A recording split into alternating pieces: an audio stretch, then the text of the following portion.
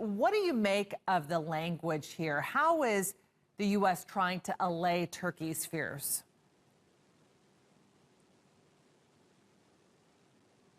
Well, they issued a statement, Kilmeny, in which they are directly addressing Turkey.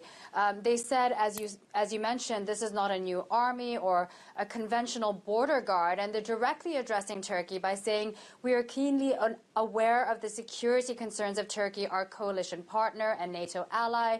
Turkey's security concerns are legitimate. They say all of that in the statement, but they also say they will continue to train local security forces in Syria.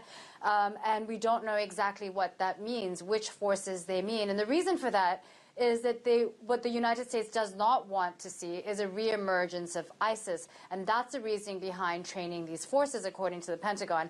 Now, this goes along the lines of comments we heard earlier today from the Secretary of State, Rex Tillerson, where he also said that he heard Turkey's concerns loud and clear, and then that their concerns were legitimate. And he also said that no agreement in Syria would go without truly representing and threatening any of the neighboring states. So again, just making it clear that they are listening to what Turkey has to say. Now, we know that the United States is redefining its strategy in Syria, but in terms of whether the United States will continue to directly train those YPG forces, that's still not clear, Kilmeny. You mentioned the U.S. redefining its strategy in Syria. How would this operation play into that?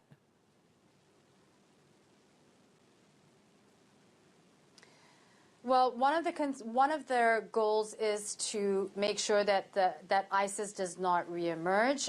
So Rex Tillerson said the U.S. military presence in the region and in Syria would continue. They've got about 2,000 ground forces there at the moment, and that we don't know if the numbers will be the same, but the military presence will continue. But he also said the diplomatic mission in Syria would also expand. And he said diplomacy would lead to the eventual exit of Bashar al-Assad. That was one of the other goals for the United States. And finally, he said a main goal for the U.S. was to diminish Iran's influence in Syria. And he said without that, it would be very difficult to see a democratic state in Syria.